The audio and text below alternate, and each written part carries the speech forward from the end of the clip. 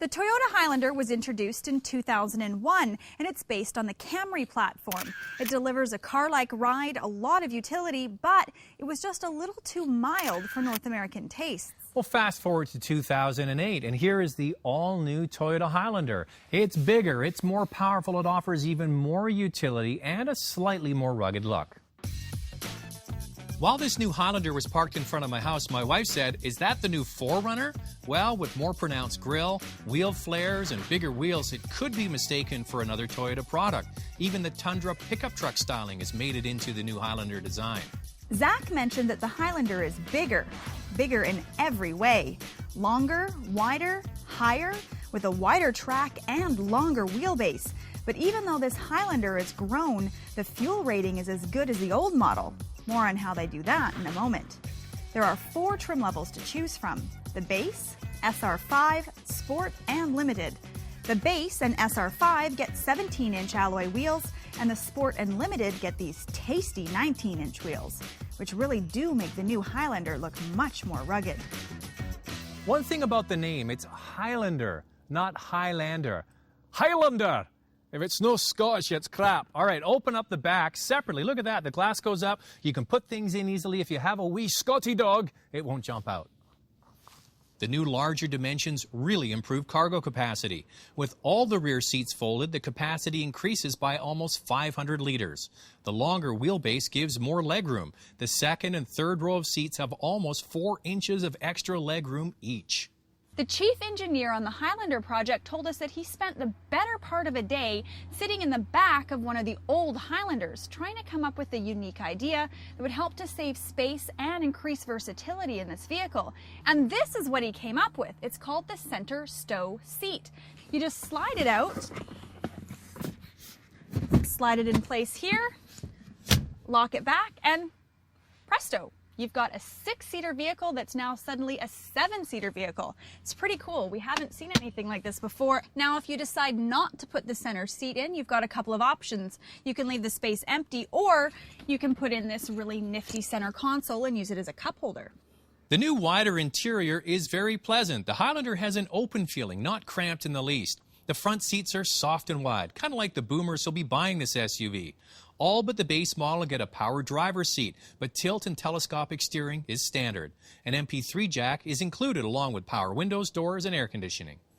Well, the interior of the Highlander looks pretty good, but on closer inspection, we're kind of disappointed with some of the materials. There's a lot of hard plastic used on the inside of the cabin, which scratches easily. And the wood trim on this limited version really does look kind of cheap. What they have done, though, they've gone away from the gear lever being out of the center of the dash like they had in the old model to a conventional center console. This is much more usable. You have storage space in the middle, you have 4 cup holders, and it's very well laid out. I especially like the big rotary dials for changing the radio and the heat controls. Now, there's a limiting move with the Limited, and that's the fact that this is the only trim level that has navigation. You have to spend the most money to get it. But a cool thing has been done on the part of Toyota. If you want a backup camera, all but the base model have an information display in the center of the dash. Put the vehicle in reverse and that turns into a backup camera. Pretty cool.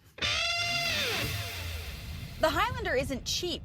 The base model starts at around $40,000, and if you want to get the top of the line model with the navigation system, you're going to be spending over $53,000.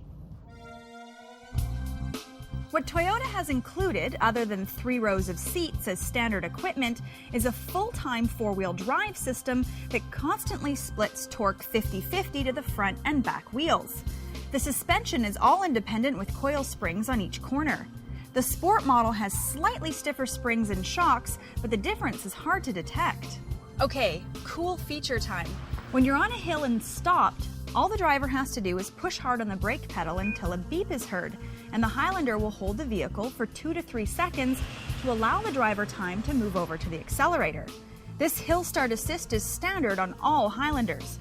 There's also a downhill assist control. Activate the system on a hill, take your foot off the brake, and the Highlander will crawl down a hill. The driver can override the system, but once the driver takes their foot off the accelerator, the assist kicks in again until it's switched off. I love driving the new Highlander. Toyota has done a really great job of making it feel like you're driving a big car rather than an SUV. It took me a little bit of time to get used to where the front end of the vehicle was for parking, and there's a little bit of a blind spot over my left shoulder. As well, if you are going to load the vehicle up with all 3 rows of passengers, just be careful because the visibility out the back is a little bit limited. We mentioned that this newer, bigger Highlander is more efficient than the outgoing model. This is achieved mostly through the use of a 3.5-liter V6 used in other Toyota products. The motor is lighter than the old 3.3-liter motor. It has lower emissions and 55 more horsepower at 270. Fuel consumption is 12.3 liters per 100 kilometers in the city, or 23 miles per imperial gallon, and 8.8 liters on the highway, or 32 miles per gallon. The new Highlander is also more aerodynamic, with strategically placed panels underneath to ease the flow of air. When you start up the Highlander first thing in the morning and you put it into gear and drive away, I notice quite a bit of engine noise. It does subside, though, once the engine starts to warm up. Now, the Highlander is based on the Camry platform. It's funny, just last week, I was away and had a rental car. Guess what it was? A Camry. So I got out of that and then into this, and they do have a similar feel. They're both very smooth and soft and quiet. They definitely make the ride easy, and this Highlander is no exception. This vehicle has electronically assisted power steering, which I find a little bit too light and vague. It doesn't give a lot of feedback to the driver. It's interesting that the import manufacturers like Toyota, here we are in their new Highlander, it's bigger, it's more powerful, it's got more seats, it's smooth and quiet. What does that sound like? A North American SUV. It's interesting that the imports are becoming more North American and the North American vehicles are becoming more like the imports. They're kind of meeting in the middle. And I guarantee you that this Highlander, even though it's expensive, will be a big hit. When Toyota went to make a new Highlander, they decided to go and speak to owners of the previous model to find out what they'd like to see improved. And what they came back with was a whole lot more of just about everything. But at a starting price of around $40,000, she ain't cheap. Zach, what do you think? Well, first of all, it's interesting. I think they're moving towards more North American taste. I like the more rugged styling. It appeals to me. Inside, it's bigger. There's more versatility and seating in there. I find the front seats especially very comfortable. And the star of the show for me really is that beautiful V6 engine, the 3.5-liter that's oh so efficient. The first thing for me, Lacey, I don't like is the price. Sure, it starts at just under $40,000, but if you really want to get a lot of the features in there that are available, the realistic price is in the low to mid 40s. Now, the other thing I'm not crazy about, it's a little too soft for my personal style of driving. So it doesn't appeal to me personally, but you know what? I think it's going to appeal to a lot of women. Well, Zach, I hate to admit it, but I think you're right on that.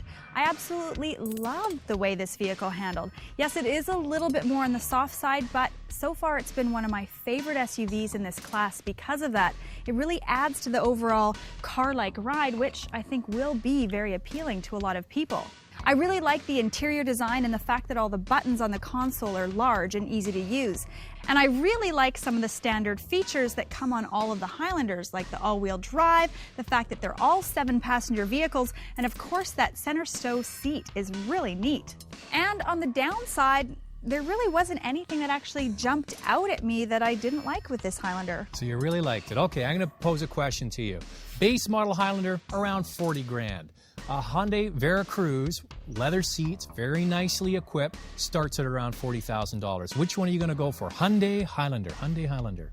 Okay, you know what, Zach? A tough call, but I'm going to have to go with the Hyundai. And the only reason being, I really like my toys. Even though you said this is one of your favorite driving SUVs, you're going to go with the toys. I'm going to go with the toys and all the bells and whistles.